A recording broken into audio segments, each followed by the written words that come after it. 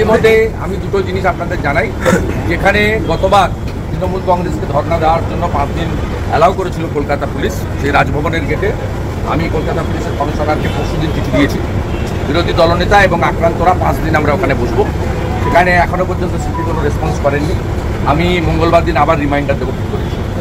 আর second হচ্ছে মহামান্য রাজ্যপাল মহোদয়, তার কাছে যাওয়া নিয়ে যে ঘটনা গতকালের রায় জানেন।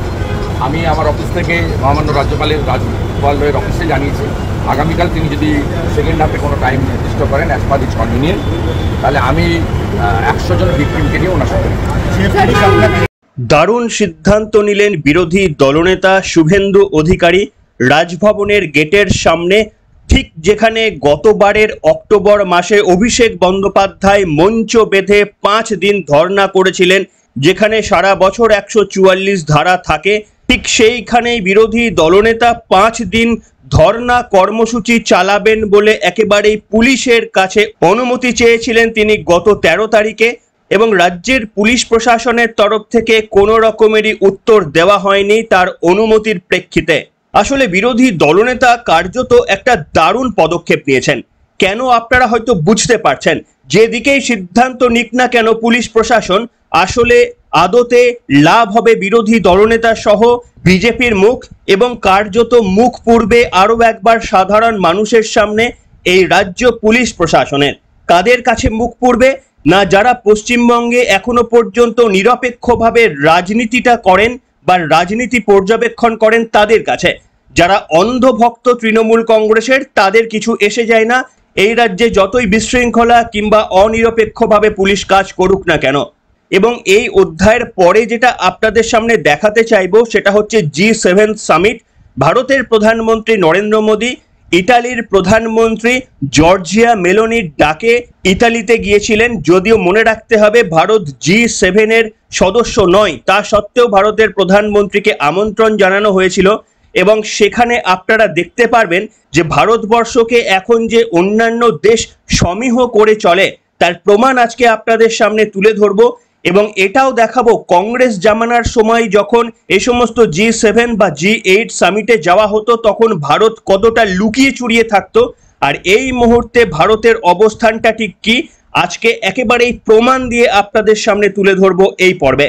নমস্কার, welcome to simple as ABC. আপনাদের সকলকে স্বাগত জানিয়ে শুরু করছি আজকের বিশেষ খবর। প্রথমেই যে অংশটি বলবো সেটা হচ্ছে শুভেন্দু অধিকারীর পদক্ষেপে কার্যত হার মানতেই হবে তৃণমূল শাসিত রাজ্য প্রশাসনকে। কেন আপনাদের বলছি, এমন একটি পদক্ষেপ নিয়েছেন রাজ্য প্রশাসন যেদিকেই যাবেন সেদিকেই কিন্তু তাদের পরাজয়। বিরোধী দলনেতা একেবারেই বিনীত গোয়েলের কাছে অনুমতিপত্র চাইলেন যে 5 দিন তিনি ধর্নায় বসবেন রাজভবনের নর্থ গেটে, যেখানে গত বছর অক্টোবর মাসে ধর্নায় বসেছিলেন তৃণমূল কংগ্রেসের second in command Abhishek Bandyopadhyay. এবার এখনো পর্যন্ত এই অনুমতিপত্রের কোনো রিপ্লাই দেওয়া হয়নি। শুভেন্দুবাবু বলেছেন আমি মঙ্গলবার পর্যন্ত অপেক্ষা করব, তারপরে যা পদক্ষেপ নেওয়ার নেব। এবার দেখুন এই রাজ্য প্রশাসন কার্যত কি করবে তারা ভেবে উঠতে পারছে না বলেই এই মুহূর্তে কোনো উত্তর দিতে পারেনি শুভেন্দু অধিকারীর এই আবেদনে। কেন না, তারা সরাসরি বলতে পারবেন না ঠিক আছে আপনিও করুন, কারণ এই রাজ্যের পুলিশ নিরপেক্ষতা যে রাখে না, এবং এই নিরপেক্ষতা সাধারণ মানুষের চোখের সামনেও তারা প্রমাণ করার জন্য কোনো রকমেরই তৎপর নয়। তারা এই রাজ্যের শাসক দলের একটি অংশ হিসাবেই কাজ করছে বলে দাবি করছেন বিরোধী দলনেতা, এবং এই দায় থেকে রাজ্য পুলিশ নিজেদের নির্দোষ প্রমাণ করার কোনো চেষ্টাই কিন্তু তারা করেনি। সেই কারণে তারা পারমিশন দেবে না বলেই আমার মনে হয়, বা তারা নিরুত্তর থেকে যাবে। তাহলে অবশ্যই পরবর্তী পদক্ষেপ হিসাবে শুভেন্দু অধিকারী চলে যাবেন একেবারে কলকাতা হাইকোর্টে, এবং ওই একই লজিক দেখাবেন যে কারণে পুলিশ প্রশাসন তৃণমূল কংগ্রেস আশ্রিত এমপিকে পারমিশন দিতে পারেন 144 ধারা থাকা সত্ত্বেও সেখানে 5 দিন ধরে ধর্নায়, তাহলে বিরোধী দল হিসাবে আমরা কেন সেই সুযোগ পাবো না? কলকাতা হাইকোর্ট তো আর অনিরপেক্ষ আচরণ করতে পারবে না পুলিশ প্রশাসনের মতো করে, তাই সম্ভবত তাদেরকে সেই সিদ্ধান্ত জানাতেই হবে। তাতে মুখ পূর্বে এই রাজ্য প্রশাসনের। উল্টো দিকটা ভাবুন, যদি এই মুহূর্তে পারমিশন দিয়েও দেয় বিনীত গোয়েল নেতৃত্বের রাজ্য পুলিশ প্রশাসন, তাহলেও কিন্তু তাদের নৈতিক পরাজয়। কেন না, যে শুভেন্দু অধিকারীকে পোস্টপোল ভায়োলেন্সের আক্রান্তদের সঙ্গে রাজভবনে রাজ্যপালের সঙ্গে গিয়ে দেখা করার জন্য ব্যারিকেড করে আটকে দিয়েছিলেন, সেই পুলিশ প্রশাসনই কার্যত বাধ্য হবেন শুভেন্দু অধিকারীকে পারমিশন দিতে 5 দিন ধরে ধর্নায়। অর্থাৎ একেবারে কার্যত ফাঁপড়ে পড়েছে রাজ্য পুলিশ প্রশাসন। সম্ভবত তারা সিদ্ধান্ত নেওয়ার চেষ্টা করবেন কোন দিকে যাবেন, কিন্তু যে দিকেই যাবেন তাদের পরাজয় যে কার্যত আসন্ন। দাবার চালে যে শুভেন্দু অধিকারী একটা অসাধারণ চাল দিয়েছেন, পুলিশ প্রশাসন বোধহয় সেটা বুঝতে পারছে। কিন্তু যাই হোক, আজকে প্রথম পর্বে এটা তো আপনাদের শোনালাম, আজকে দ্বিতীয় পর্বটা একটু অন্য। আপনাদের শোনাতে চাইব ভারতের প্রধানমন্ত্রী নরেন্দ্র মোদী ইতালির প্রধানমন্ত্রী জর্জিয়া মেলোনির ডাকে G7 বৈঠকে যোগ দিয়েছিলেন। এই G7 এর মধ্যে ভারতবর্ষ কিন্তু অন্তর্ভুক্ত নয়। কেন?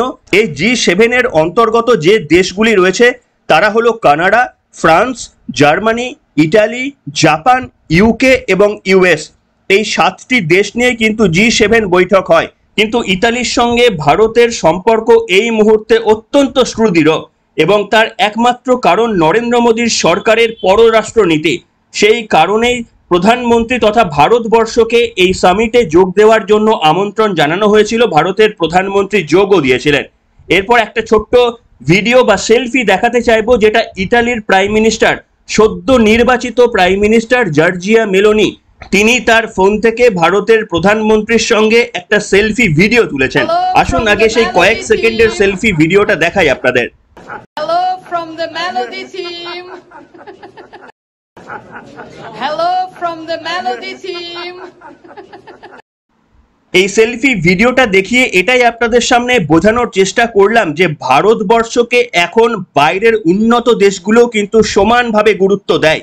কংগ্রেসের আমলে বিদেশে ভারত যা সম্মান পেত তার বহু গুণ সম্মান বাড়িয়ে নিজেদের বা ভারতবাসীর আত্মসম্মানকে প্রতিষ্ঠা করতে সম্মত হয়েছে নরেন্দ্র মোদীর নেতৃত্বে বিজেপি সরকার। কেন এ কথা বলছি? আসুন আপনাদের একটা ভিডিও দেখাই। এই ভিডিওটা একটু লক্ষ্য করে দেখুন তো। এতগুলো রাষ্ট্রনায়করা গিয়েছেন, তার মধ্যে ভারতও পার্টিসিপেট করেছে, যদিও ভারত G7 এর অন্তর্ভুক্ত দেশ নয়। তা সত্ত্বেও দেখুন তো যে ভারতের প্রধানমন্ত্রী নরেন্দ্র মোদী সামিট শেষ হবার সময় ঠিক কোন জায়গায় দাঁড়িয়ে রয়েছেন। এই ভিডিওটা যারা দেখছেন আশা করি আপনাদের কাছে ক্লিয়ার হয়ে যাচ্ছে যে বহির্বিশ্বে ভারতের স্থান এই মুহূর্তে ঠিক কোন জায়গায়। দেখুন ভিডিওটা।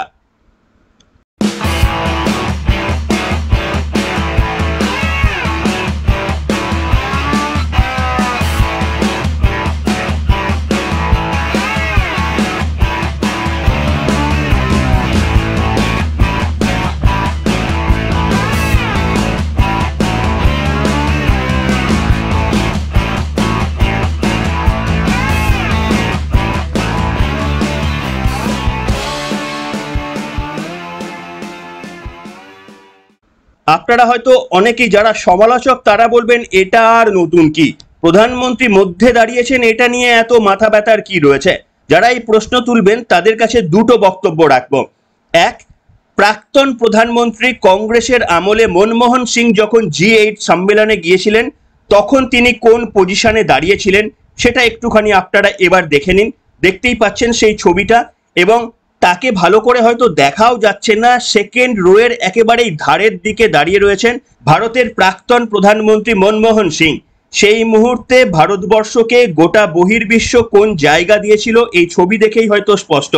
আর এই মুহূর্তে যখন বিজেপি তৃতীয়বার ক্ষমতায় আসলেন, তৃতীয়বারের জন্য প্রধানমন্ত্রী হলেন নরেন্দ্র মোদী, তখন আরো একবার দেখুন এই এতগুলো দেশ সেখানে অংশগ্রহণ করার পরেও ভারতের অবস্থান পুরো মধ্যেখানে দাঁড়িয়ে রয়েছে।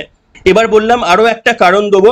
যারা সমালোচনা করবেন, নিশ্চিতভাবে সমালোচনা একেবারে সাদরে গ্রহণযোগ্য, তাও আপনাদের জন্য বলবো, আপনারা হয়তো কলেজে পড়েছেন, স্কুলে পড়েছেন, কিংবা এখন কোনো অফিস বা কলকারখানায় কর্মরত। বিভিন্ন ক্ষেত্রে আমাদের অফিস, স্কুল, কলেজেও গ্রুপ ছবি তোলা হয়। কখনো কি দেখেছেন যে নিজে আপনি কোনোদিন একেবারে মধ্যেখানে দাঁড়িয়ে ছবি তোলার সুযোগ পেয়েছেন? এমনটা কি আপনার সঙ্গে কখনো হয়েছে? বা এটাও খেয়াল করবেন গ্রুপ ফটো যখন তোলা হয় তখন মধ্যেখানে দাঁড়িয়ে যিনি ছবি তোলেন তিনি সব থেকে বেশি উজ্জ্বল মুখ হয়। যদি স্কুল হয় তাহলে দেখবেন স্কুলের হেড স্যার, যদি কলেজ হয় তাহলে দেখবেন HOD কিংবা কলেজের প্রিন্সিপাল, আর যদি আপনার অফিস হয় তাহলে দেখবেন অফিসের বস মধ্যমণি হয়ে থাকে। তাদের শুধু মনে করিয়ে দিতে চাইলাম ভারতবর্ষের প্রধানমন্ত্রীর এই মধ্যেখানের দাঁড়িয়ে থাকা অবস্থানের ছবি দেখিয়ে যে অতীতে কংগ্রেস শাসিত আমলে এমন ঘটনা কিন্তু হয়নি। তার একমাত্র কারণ ভারতের এই শক্তপোক্ত বিদেশ নীতি এবং ভারতের অর্থনীতির অগ্রগতি। এটা যে এমনি এমনি হয়ে গিয়েছে তেমনটা নয়, এর পিছনে একটা কারণও রয়েছে। সেই কারণটা আপনাদের দেখাতে চাইবো। আপনারা আরো একটা ছবি দেখুন। এটা হচ্ছে ইন্ডিয়ার জিডিপি গ্রোথ কম্পেয়ার করা হয়েছে বাকি G7 যে নেশন তারা যোগ দিয়েছিলেন তাদের জিডিপি গ্রোথের সঙ্গে। ভারতের জিডিপি গ্রোথ এবছরে হচ্ছে 7.8%। জিডিপি গ্রোথ ইন্ডিকেট করে যে একটা দেশের অর্থনীতি কতটা শক্তভাবে এগিয়ে চলেছে ওপরের দিকে। আর যে সমস্ত তাবড় তাবড় দেশ অংশগ্রহণ করেছিলেন তাদের জিডিপি গ্রোথের অ্যাভারেজ হচ্ছে 1.7%। আরো একটু ডিটেলে যদি আপনাদের সামনে ব্যাখ্যা করি একটা ছবি দেখিয়ে, দেখতেই পাচ্ছেন নিচের যে ছবিটা খেয়াল করুন। বাঁদিক থেকে যদি আপনাদের দেখায়, বাঁদিকের সেকেন্ড যিনি দাঁড়িয়ে রয়েছেন তিনি হচ্ছে জার্মান রিপ্রেজেন্টেটিভ ওলাফ স্কোলেজ। তাদের জিডিপি গ্রোথ হচ্ছে -0.3। তারপরেই দাঁড়িয়ে রয়েছেন কানাডার প্রেসিডেন্ট জাস্টিন ট্রুডো, তাদের জিডিপি গ্রোথ 1.1%। তারপরে ফ্রান্সের প্রেসিডেন্ট ইমানুয়েল ম্যাক্রন, তাদের জিডিপি গ্রোথ 0.9%। তারপরে যিনি হোস্ট ইতালির জর্জিয়া মেলোনি, তাদের জিডিপি গ্রোথ 0.9%। তারপরে দাঁড়িয়ে রয়েছেন জো বাইডেন ইউএস এর প্রেসিডেন্ট, তাদের জিডিপি গ্রোথ 2.5%। তারপরে দাঁড়িয়ে রয়েছেন জাপানের প্রেসিডেন্ট, তাদের জিডিপি গ্রোথ 1.9%।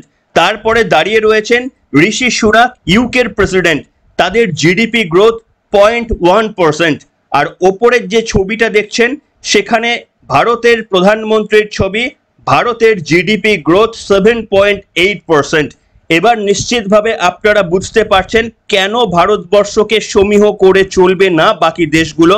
তার কারণ হচ্ছে এই মুহূর্তে পৃথিবীর সব থেকে দ্রুত গতিতে এগিয়ে চলা অর্থনৈতিক দেশের নাম ভারতবর্ষ।